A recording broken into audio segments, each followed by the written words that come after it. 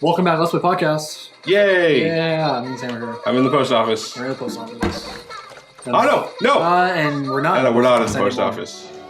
But now we're back in the post office. We're just going to spend this whole episode going in and out of the post office. There's like... It's like that achievement. It's not really an achievement because there weren't achievements back then, but... In, was it Resident Evil 3? There's a photograph sitting on a police desk that you can examine. News office 50 key? times? Oh, God. I think it's 50 times. And when you select it, it's just a dialogue box that pops up and it's like, it's a photo or whatever, right? And you do that 50 times after beating the game. Then after the 50th time or something, or maybe 99 times or whatever it is, then you get to look at the photograph and there's writing on the back. Wow. Well, I got Mr. Slave's man. That was a long drawn out story just to say that why we were going in and out of the post office over and over. Yeah. Okay, so I think I'm good. But I got You the opened news Mackey's office thing key. and you got the news office key? I don't... No, I didn't know. Oh, no, there it is. That's his. There's a bunch of things there. Or maybe there's two. I don't know. Backdoor Sluts 9. It's worth 90 cents. That's pretty good. 25 damage? No, I have 51 now. Oh, you have 50 of what? Fire? Of ice and shock. Shit. I'm not paying attention. Okay. So that's the end of the Mackie quest? Or do I need to bring him back or Sluts 9? What? No, that was just trash. It's worth 90 cents. Okay, so let's... Check your quest. I think that is the end of that plot. Wow, you have a lot of active quests. Drop off his monitor? Didn't do that. Alright, so let me go finish that one. Since we have easy access now. Yep. What did we end that? Oh, what else I was working on? Yeah. So yeah, I started working on the Lavender Town script, which is the current name for it because I don't have a real name for it yet. I've been working on that for a week now, 2 weeks. Before that, though, which I'm still gonna get back to, but I decided I should spend more time on the original script. Before that, I was working on my Star Wars prequels thing because I wanted just sort of an exercise to get going. And for those that don't know, I've talked about it before, but I have for maybe 3 or 4 years now. It's been a long time since before Disney bought Star Wars. Right. I've been wanting to just for fun to rewrite the prequels from scratch. There. You got it? There you go. Now you go back to Mr. Mackey. But yeah, so rewriting the prequels from scratch because as much as everybody loves Star Wars, a lot of people don't like the prequels, and I don't hate them, but they're not great. They have lots of issues. So I wanted to do a rewrite that is based almost purely off of what we learned in the original trilogy. So some of the big differences in the plot, I don't know if we've talked about before. The one really big difference is that Obi-Wan Kenobi, his name isn't Obi-I-WAN Kenobi. His name is actually OB-1 Kenobi. Because he is a clone Can you keep a secret? of Ben Kenobi, who was created during the Clone Wars. Wow. Ahoy, Maple Beard. That's interesting. There's all this weird stuff about why is his name Ben Kenobi, but then he used to go by Obi-Wan, and nobody's called him that since the Clone Wars and all this stuff. So I created this mythology where Ben Kenobi is this older Jedi who finds this kid, who also recently a new development to the script, to the idea. He finds this kid named Kane Lars on Tatooine. Him and his brother, Kane and Owen, live on Tatooine, and they work for a moisture farmer. Ben Kenobi crash lands on Tatooine after running from the clone army in the Outer Rim. And Kane Lars uses his piloting skills to help get Ben off of Tatooine and back to the Jedi Temple. Sure. And he goes with him. And when he goes with him and becomes Ben's apprentice, he takes on a new name, Anakin Skywalker. which is a Jedi name. That's weird. So, and then through the course of this prequel trilogy, awesome. Through the course of this prequel trilogy, Ben Kenobi's gonna die, Boy, it sure is a lot of walking. My arms are and nobody finds it weird that Ben Kenobi's already kind of old, like he's like in his 40s in the first movie. Yeah. When in the timeline he should be like 20-30 something. Billy tried to steal my high So when he spot, but I dies, it's made kind him of a go shock away. because it's like, wait, but Obi-Wan's alive in A New Hope, Right. and then he dies. So why? How does this work?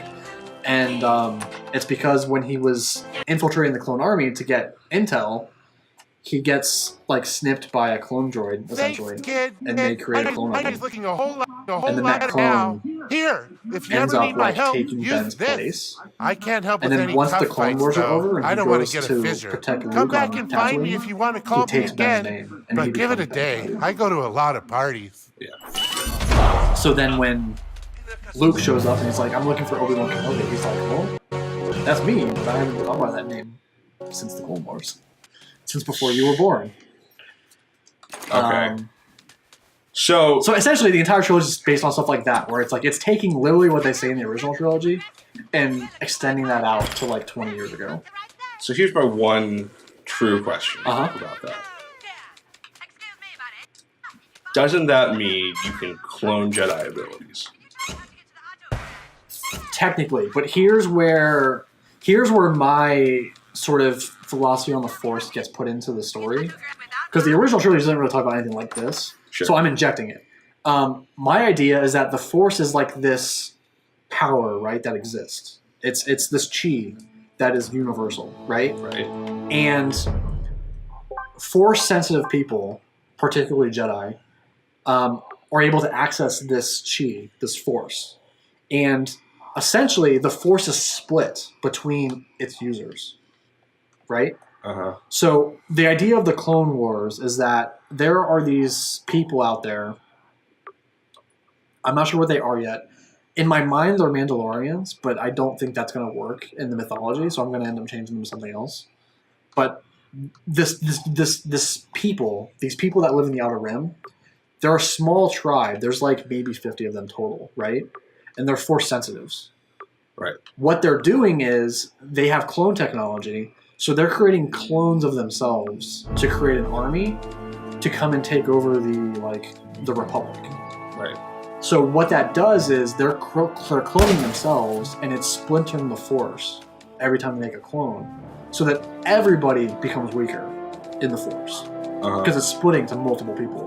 So Palpatine's point is he's actually kind of manufacturing their infiltration to the Republic, so we can eliminate all of them and create less Force users, so he can get more of the share. That's his intent, is to create as few Force users as possible. His intent is to have him and Darth Vader, and that's it. So that the two of them are ridiculously powerful in the Force. Sure.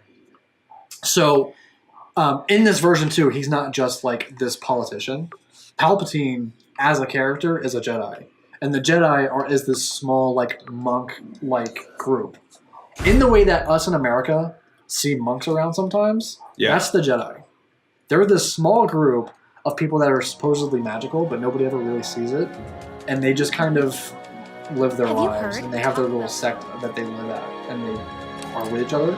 Palpatine is an exception, where he's a Jedi. He's part of this group. But he, like, rises above them, and he's actually, like, he's a politician. He's part of the Senate. Like, and he's a productive member of society in that sense, where he's, like, he's known. And, like, oh, yeah, that's Palpatine. You know that he's a Jedi? And you're like, really? And that's Palpatine. He's a guy, right? So he has this loose tie to the Jedi Knights. But he's more of, like, a politician. I train all new students so I can monitor he has them. control over the I'm your politics. friend now doesn't mean you get to So, I just got a bunch of new friends. yep, all the adults and stuff. Yeah. So the Jedi are this very small group. Yoda's the only one that's like, there's not really like a council. Have you It's tried Yoda. Tweak Brothers? Yoda is like the head guy. And he's basically been the head guy for forever because he's like 900 years old. Ben was an orphan who was brought in by the Jedi, and he was raised by them, so he's lived with them forever. Padme, who is not a princess or a queen or whatever, she was also raised by the Jedi as an orphan. And as far as the content of the movie is, when Anakin comes and becomes a Jedi, he's already like a teenager. He's like 17, 18 years old. Mm-hmm. So he grew up poor on Tatooine. So he's kind of like a thief. You know, he's like Aladdin, right? He's like a street rat, mm-hmm. right? He comes and joins the Jedi, but he already has 18 years of experience being poor and having to do what he needs to do to survive. Yeah. So he's more of this, I want to be a Jedi, but I have a history. So he's more like in the middle, right? Padme was raised Jedi. She's always been Jedi. Yeah. She is the absolute light of the Jedi, like Force, right? Sure. So then you have her and you have Anakin. And then you have like, we're going to have a third guy that's terrible. For some reason, I can't stop drinking it. Disciple. So he's like, he looks good, and he looks like he's a good Jedi, but he's bad. He's dark side. He's Sith, right? Yeah. So then, an Anakin and Padme's relationship was going to be this like, she's really good, but he's kind of a bad influence. But that's kind of why they're attracted to each other. And that's how that's going to play out, essentially. I actually don't have a whole lot more than that as far as the trilogy goes. I'm mostly in the first movie. And I'm still trying to figure out the breakdown between the three movies. Like, I'm trying to figure out where Ben's going to die at and where Obi-Wan can take over. Right. And I'm trying to figure out where Anakin's going to become Darth Vader, because I kind of want a movie with Darth Vader in it. And not just have him be at the end of the third movie like it was in the original prequels. But I also don't know how to, like... At that point, Obi-Wan becomes the hero. Like, he becomes the central protagonist. When Anakin becomes Darth Vader, Ben's dead, and Padme is pretty much out of the picture because she already had the kids. Be interesting. Yeah. And it's tough. Like, I've been like, since when I started working on that, trying to get into screenwriting stuff again, I started looking really deep at how to pace stuff out. And the original trilogy is really kind of fucked with stuff. Because it's like, Obi-Wan says stuff about being Anakin now, the whippoorwills are dancing. but they were friends and they Gently now, put your mind to and stuff. And it's like, I'm trying to figure out how to make all this stuff be true, but then also mess with Obi-Wan doing thing. Because he's talking to him as Obi-Wan in the original trilogy. So where does Ben stop and Obi-Wan begin? Because I'm trying to have Ben be part of the Clone Wars, but then Obi-Wan comes in afterwards. But I need Obi-Wan to be doing the Clone Wars too, so I need Clone Wars to stretch over that time. But then I need Ben to get killed. Watch and be amazed. Likely by Palpatine's influence, which I expected to happen after the Clone Wars, but I need to happen during the Clone Wars. Close your eyes, no more like thinking about your troubles. Sleep now with. That's the big thing that really started it all, was that you are they talk about the Clone Wars in the original trilogy very lightly. And then when we saw the Clone Wars, nothing how I expected it to be based on the same original trilogy. Right. So I'm trying to make it more like what I thought it was, in a way. I can see that. Yeah. Because in the way the movies are right now, the Clone Wars, clones are the good guys. Like, yeah, that's like if we called World War II the Allied Wars or something. Right. It's like, why would we call it? We call it the Nazi War, right? Like, okay. if we were to give it another name, sure, it's the one where we fought the Nazis, not the one where the Allies fought, right? Yeah. So, like, when they say the Clone Wars, I expect them, like, well, we were fighting the clones. Not that the clones were the Republic. Like, we had clones to fight the bad guys, to fight the robots. Well, but that... No, but that's the interesting part, right? Because, like, the idea is that that's how he rises to power. Yeah. And so, like, it is almost that you go back in time and you realize, like, what did that really do to the world? And in that context, I could see it being called the Clone Wars, right? I suppose, but all that happens after. Like, the Clone Wars are done. And then, like... Okay, right, but it's like... In my mind, it's like calling it the Great War, and then calling it World War One. Okay. Right? Like It's a renaming of putting it in context. Yeah. I could see that, yes. So I don't know. Could go either way. But I don't feel like Watch and be amazed. in the context of the universe, they don't really know what happened. Like they know that they know that there was this the Republic Army was helping fight the fighting the defenders, right? I think that's And then the they thing. turned into Imperials, like somewhere in the Set him up. Well, and I think that's one thing that is a little bit weak in general from all of this is that like I'm assuming because it's been set it was originally set in a world where communication and everything wasn't as ubiquitous as it is now.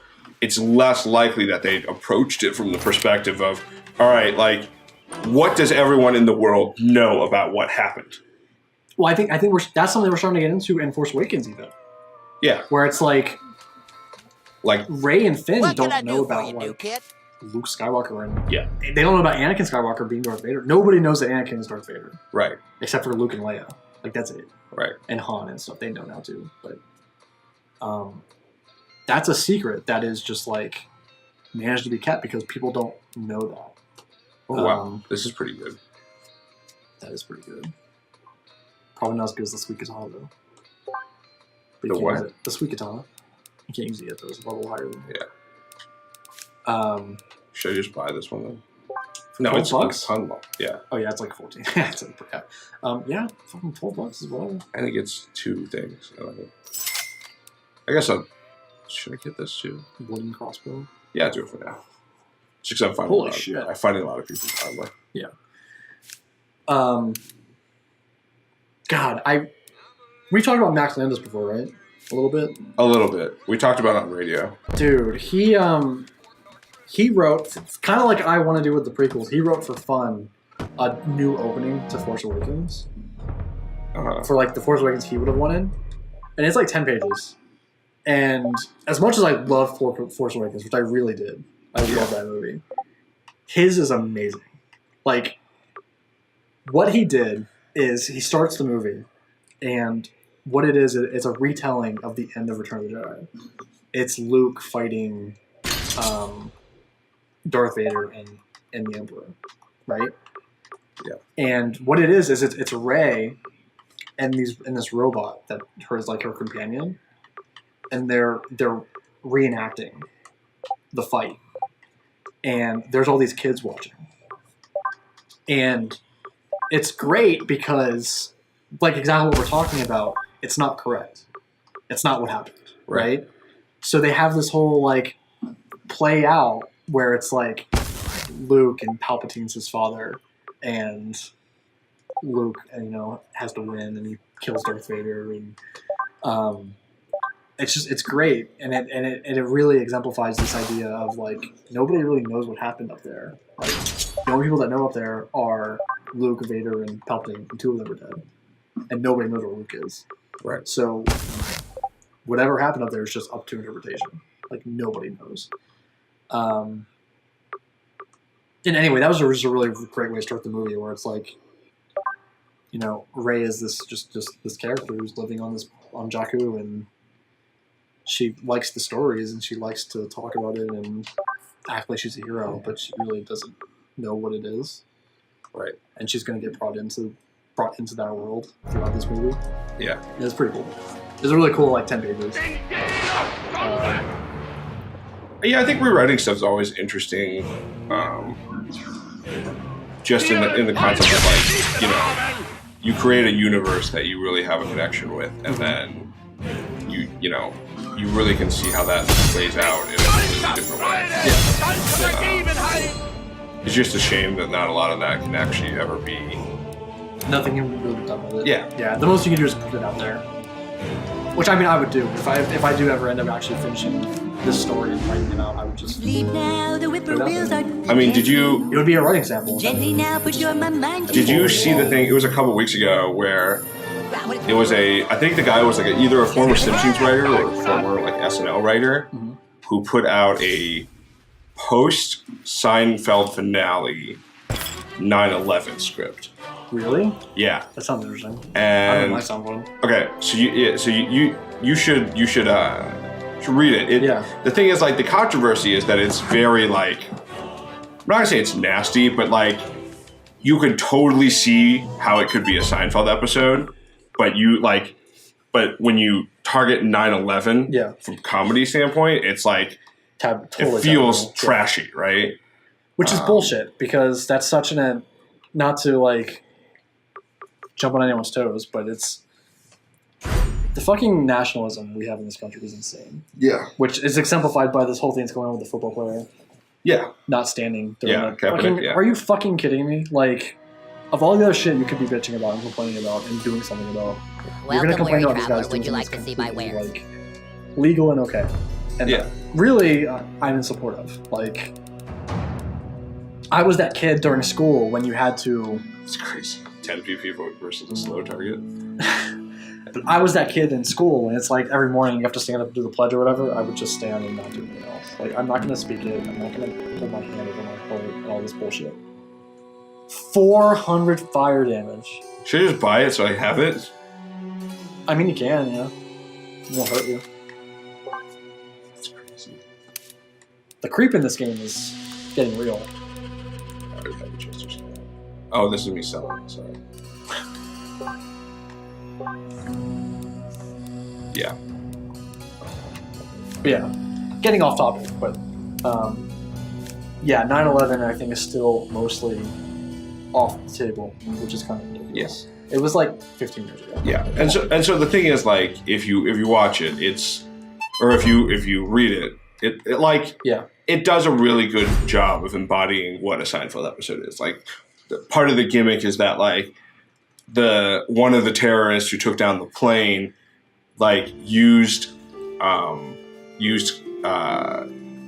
Kramer's box cutter, and it's like some like super fancy box cutter from Japan, and so Kramer like wants it back, and they set up this area where where victims can get can request things that they've lost because something happened or something went set on fire, and he's trying to get this box cutter back, and he's like, one of the terrorists use my box cutter. I want the box cutter back. Oh my god. All right, that's kind of great. Yeah. That's pretty cool. Not as good as the one I have, I don't think. Because I can put two. Ooh, that might be better. 90 to 1. It's only one. Oh, it's two. 2 hits if you perfect hit. Does that mean the damage times 2, or is it? I think It's so. gotta be. It's got to be a sometimes times 2. Yeah. And I That's for have. extra damage, strong his armor. Good. That's pretty good. What do you got right now? I have this crossbow. And that one's got two slots for strength. Well, so you see this, I have a plus 50 and a plus 25 on this one. Oh. And I have a But plus 50 on those this are your one. patches, though, right? Yeah. So, I could Yeah. You essentially add plus you could put 50 those on. and then add another 25 if I wanted to. Yeah. Or... That might be worth getting. I think it is. So, but the only thing good about this one, which is the same thing as this one, you see how perfect attack hits the enemy plus behind, target plus behind? Uh-huh. This also does that. Uh, And it's strong against armor. But it is... 80 to 100. We elves Whereas craft the this one finest is shit. what- I think it's stronger. It does damage to armor, and you get the 2 slots. So I think it's better. Oh, shit. I bought the wrong thing. That's okay. You get money. Okay. 4 projectiles. Yeah. Fuck yeah. Thorns! Thorns! 50 damage for hitting you. Let's see. It's not crazy. Do I- amount of damage, do- but it's pretty good. Does all my junk sell by default, or do I need to actually sell it? No, I think you have to sell it. Should I sell it, or... I mean, yeah, it's just junk. There's not... Wasn't there an achievement, you said? Where you just have a lot of junk or something? I think that's to not sell anything in the whole game. Okay. Do you already have that one? I don't think so, but Oh, I won't sell have you it. not sold anything yet? No. Oh, okay. I mean, you're still pretty good on money. I don't think you need to sell anything. Okay, that's Yeah. pretty good. I'm buying Straight that. up 50 damage? That's pretty Damn. cool too. I don't know if that's, this game's starting to open up a bit. I don't know if that's worth A slot. a slot. It might be worth holding on to though. At least if you see something that has like ridiculous, maybe it's worth switching out for. I think I'm good. So, playing South Park and being in menus for a while, it's usually time to end the episode. Yeah. Fairly common. That's usually where I did my cut points on the session where we just. You're just like, we're in menus. We're in menus. I'm just gonna cut out most of this and then start the next one when we start playing again. Yeah. That's fine. Yeah, it worked. As long as we weren't talking about anything crazy, I just cut it. All right. And usually we weren't. We were talking about what's on the menu, so we just cut it out. We're in menus again. Time for the episode to end. Should I finish it quicker? Yeah. Adds 50 damage. All right. See you guys next time. Later. Bye.